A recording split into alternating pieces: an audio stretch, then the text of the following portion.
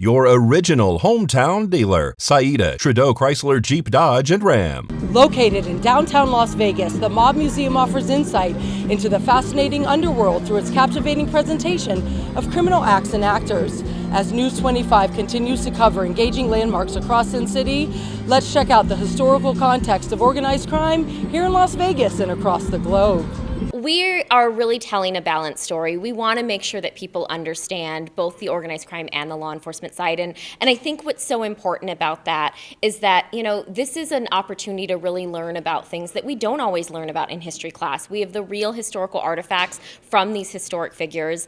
And it really is just that opportunity to explore something that impacts us to this day. Organized crime may look a lot different than it did here in Las Vegas in the 40s and 50s. We don't look like the old school mafia anymore, but it's still a part of everyday life. The 501c3 nonprofit organization is open daily from 9 o'clock a.m. until 9 o'clock p.m. We are so proud to have 4 full floors of exhibits that really do cover a ton of important topics.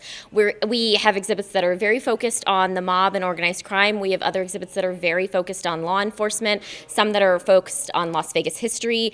And, it really is, I think, people forget that the history of organized crime and the history of our criminal justice system is American history. Like, crime and justice comes into so much of the American story, and it's all plays out here. General admission runs at $34.95, while Nevada residents are priced at $19.95. I think there's a lot to be said about how organized crime had the city's back.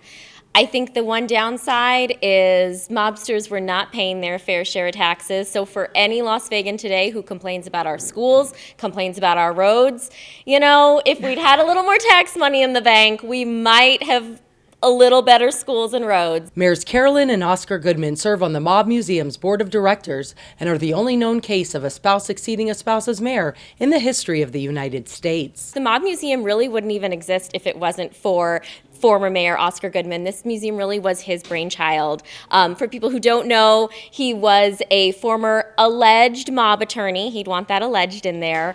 And, just such a wonderful resource for us. He knows the history. He tried cases right here in this courtroom.